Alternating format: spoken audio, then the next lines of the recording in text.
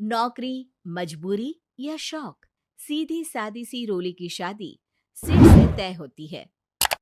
शादी के बाद तुम नौकरी करना चाहोगी? नहीं नहीं, बिल्कुल नहीं।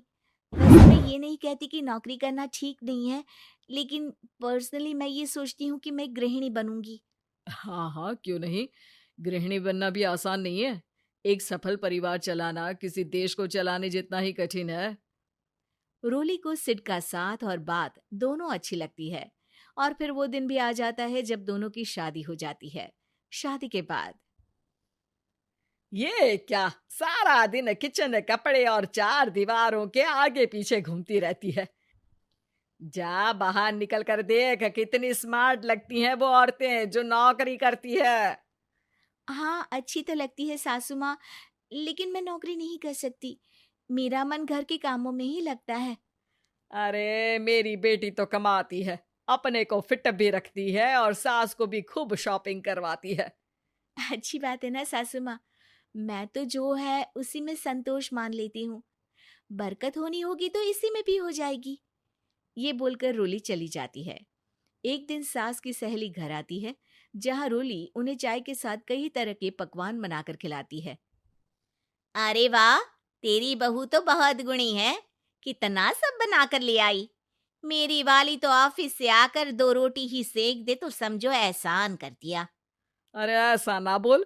तेरे घर में 2 कार, 4 मंजिला मकान, और तेरे लिए जो वो अपने पैसे से साड़ी लाती है वो भी तो कितनी कीमती होती है। अरे मेरी वाली तो बस सारा दिन इन्हीं 2 कमरों को ताजमहल बनाने में लगी रहती है। सहेली चली जाती है। कुछ समय बाद रोली को एक सुंदर सी बेटी होती है। अरे क्या सारा दिन उस बच्चे में लगी रहती है।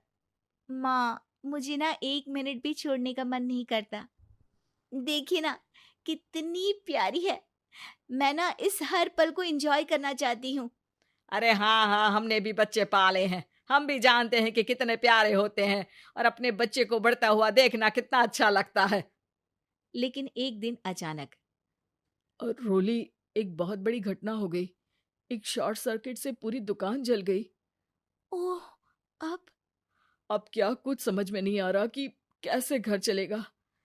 घर की पूरी गाड़ी पटरी पर लाने के लिए कई साल लग जाएंगे, और वापस पहले जैसे होने में भी बहुत टाइम लग जाएगा। रोली, रोली कुछ सोचती है, फिर अपने 3 महीने के बच्चे को देखती है और कहती है, आप कहें तो मैं नौकरी शुरू कर दूं? माँ मुन्नी को देख लेगी, फिर शाम को तो मैं घर आ ही जाऊंगी। सिड कुछ कहता उससे पहले ही उसकी सास वहां आ जाती है। अरे हाँ हाँ, अब भी तुझे नौकरी करने के लिए पूछना होगा। अरे घर पर इतनी बड़ी विपदा आ गई है, तू है कि बच्चे का मुंह देख रही है। अरे क्या मुझ पर भरोसा नहीं है? अरे नहीं नहीं माँ जी, ऐसा क्यों बोल रही हैं आप? फिर क्या था, सिड से पूछकर 3 महीने की बच्ची को रोली सास के पास छोड़कर चली जाती है। शाम को ऑफिस से आने पर अरे सारा दिन इसने तो चैन नहीं लेने दिया, बस गोदी में ले लेकर घूमती रही। हाथ दर्द हो रहा है।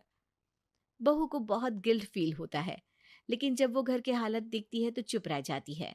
ऑफिस में सहेली कहती है, अरे रोली, तेरी तो बच्ची छोटी है ना, कैसे मैनेज करती है? कैसे मतलब? घर पर रहती है वो अपनी दादी के साथ। ओ यार, कितनी अच्छी है तेरी सास। मेरी सास को जब पता चला कि मैं नौकरी ज्वाइन करने की सोच रही हूँ, वो तो सीधे अमेरिका चली गई मेरी ननद के पास। अच्छा, फिर तू कैसे मैनेज करती है? अरे मैंने तो फुल टाइम मेड रख ली है। ओहो, वो तो बड़ी महंगी होगी ना? हाँ यार, लेकिन कमाई भी तो हो रही है ना। यार, मैं तो कभी अपना बच्चा इनके मम्मी पापा के पास ना छोड़ू। प्यार दुलार में खराब कर देते हैं ये दादा दादी बच्चे को। नहीं नहीं, मुझे अपनी सास पर पूरा विश्वास है। जो मेरे पति को इतनी अच्छी शिक्षा के साथ बड़ा कर सकती हैं, वो मेरी बच्ची को कभी नहीं बिगाड़ेगी। खैर, रोली की इस सोच से उलट पड़ोसियों के बीच हाथ में बच्ची पकड़े रोली की सास कहती है, अरे क्या बताऊं, सारा दिन बहू बाहर रहती है। पहले अपने बच्चे पालो, फिर बच्चों के बच्चे। अरे अपना जीवन तो कुछ रहा ही नहीं। अरे नहाने भी जाती हूं ना तो इसे साथ रखती हूँ। कल को कहीं गिर गई या चोट लग गई तो बहू तो हमारी खाल उखाड़ लेगी ना। अरे ऐसा भी क्या डरना बहू से, नौकरी थोड़ी की है उसकी। अब क्या बताऊं, पढ़ी लिखी लड़कियां हैं आजकल की। चलो चलती हूँ, सब्जी बनाने का वक्त हो गया है।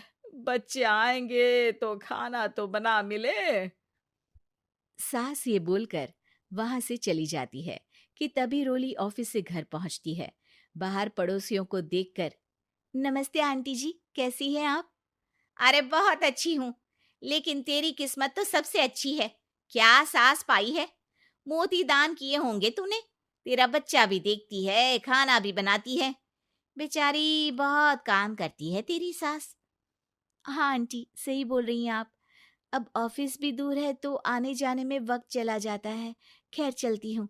हाँ हाँ बेटा जाओ, गर्मा गर्म खाना खाओ। रोली घर आती है, जहाँ सास एक बार फिर छोटी सी मुन्नी की शरारतें गिनाने में लग जाती है। अरे आज तो इसकी वजह से मुझे 2 बार कपड़े बदलने पड़े। बार बार पानी गिरा दे रही थी।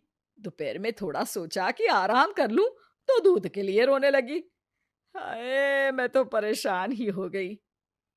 रोली को सास की बात अब कुछ अजीब लगती है, पर वो जल्दी से कपड़े बदलकर किचन में जाकर रोटियां बनाने लगती है। सारा महीना काम करने के बाद रोली को सैलरी मिलती है। वो पैसे लेकर सीधे सास के पास जाती है। माँ जी, ये मेरी सैलरी। आपने हर कदम में इस घर का साथ दिया। मैं नौकरी करने के पक्ष में नहीं थी। मैं तो अपने बच्चे को बढ़ता देखना चाहती थी। मैं थोड़े में भी खुशी थी। कभी मैंने आपको किचन में पैर नहीं रखने दिया था। घर की मुसीबत नहीं आती तो मैं कभी इन जिम्मेदारियों को आप पर पड़ने नहीं देती। अब सास समझ चुकी थी कि उसकी गलती कहाँ है। हाथ में पैसे देखकर कहती है, मैं पढ़ी लिखी नहीं थी तो पति ने भी कभी पैसे हाथ में नहीं रखे। बेटे ने भी गल्ला संभाला, लेकिन तूने मुझे समझा। ये मेरा सम्मान है कि एक बहू होकर तूने पूरी सैलरी मेरे हाथ में रखी बेटा।